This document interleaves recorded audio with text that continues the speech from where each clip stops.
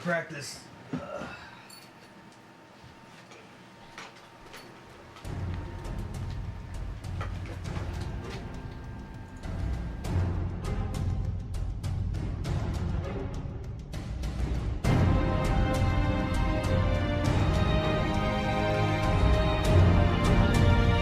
Hey, what's going on, guys? Got this match today with the team. It's looking like we're going against Union, actually. I'm hoping we do well in this match. You know, this is going to be one of our first big tournament games as a team. So, you know, this could go good or bad. Either way, we're going to learn something from this. Hi, I'm Brandon Littlepage, also known as Asura EX. I play for the NJCU Collegiate League of Legends team called Gothic Fire. League of Legends is a multi-playing online battle arena game known as a MOBA. It's a strategic game that's based off of a top-down perspective, and it's objective-based. There's a set of 9 towers, not including the main 2 at the Nexus, which is the main objective. The Nexus is this big crystal that you actually attack at the end of the game, and whoever destroys the enemy Nexus on the opposing team wins the game. The 5 main roles in League of Legends are AD carry, support, mid laner, top laner, and jungle. The role that I play for Gothic Fire, I main the role of jungler. I just basically, like I said, roam around the map, try to help my teammates get kills and get the ball rolling up. I've been with Gothic Fire only for about 3 months now, not even that, 2 months already. We're a very new team actually, and you know, I came across him when I knew my friend Sunny Day, who's our team's mid laner. I basically just him and I talked about our team and everything.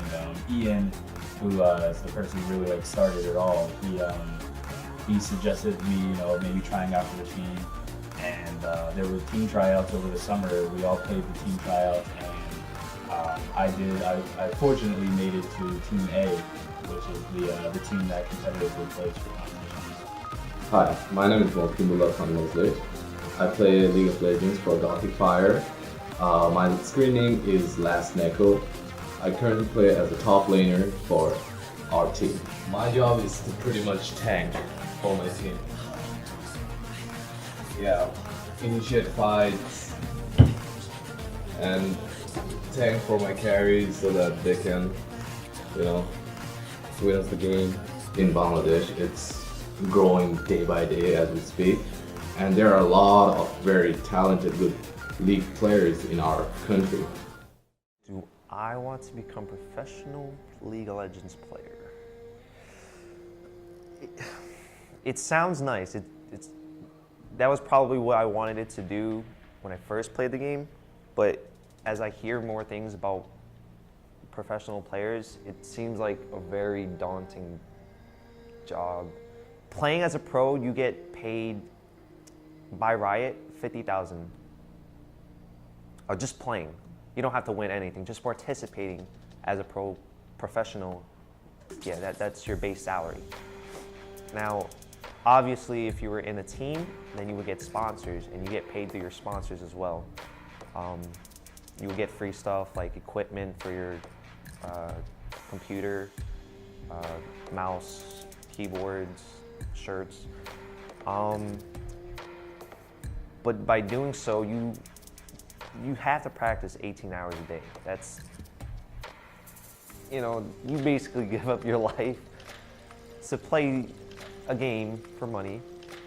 And as a kid, that sounds like, whoa, sign me up, right? But you have to kind of think about it in the long term for your career. Like once you get out of this, once you retire as a professional player, you don't really have any skill in the real world, so I probably would not want to. It's hard to become a professional gamer. I mean, you can't just go on and say, hey, I want to become a professional gamer, and that doesn't happen in a snap. College would technically be out of the question if I wanted to be a professional team.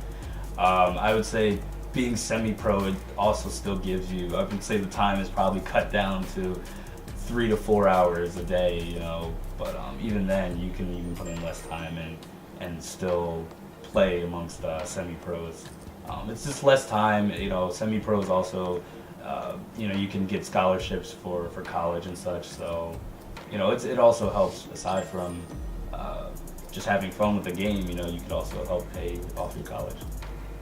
Riot, the company, they have each college. Well, you have to sign up, of course. If you sign up, you play at your house initially on your own computer. But if you get through the bracket stages, which like kind of allows you to qualify for the big tournament, you actually go to California. Tickets, flights, hotels, all paid by Riot themselves, and you play on the big stage where the pros, like the professional teams that participate in LCS, which is the major tournaments, you get to play on that stage with the other qualifying college teams. You know, I think with the uprising of esports in general, you know, even aside from League of Legends, games like Counter-Strike and, you know, Korea even makes StarCraft 2 pretty much their national sport at this point. You know, there are drafts and free agents just like there were in like football. You know, it's an actual, you know, mental sport in a sense. And over here in North America, I believe that there is a really huge rise in the community. There's such a growth, especially in the League of Legends community. I think it's a game that's only getting bigger and bigger. You know, they went from just being a simple MOBA game in beta to, you know, one of the biggest games in the world to now a collegiate sport that, you know, colleges can, you know, play now for money. A lot of people criticize, you know, League of Legends is, you know, it's just a game, you know, you can't call it a sport. There's people who actually work hard physically. But, you know, even though it's not physical work, there is a lot of mental studying you have to do. A lot of people think that, you know, League of Legends is just kind of a joke and people are just getting paid for it. It's a lot more than that. So I think the rise of the League of Legends community and esports in general is really cool. All right, like the first game we had a chance, we threw it. That's the thing. We did well at first, but we threw the game. The second game we played, it was just outright. It was so one-sided, dude. It was like 10-1 at one point. Wow. We were just getting shitted on. Like, even Sonny was like doing bad. Like, everybody was on tilt. Once you're on tilt, it's a wrap. It's a mental state you go through when you lose too many games. Your mind kind of goes through this process that you once you lose 2 games, you're kind of like, not like you're used to losing, but your next game, you're expecting yourself to lose. Thus, you won't do the things that you would normally do to win.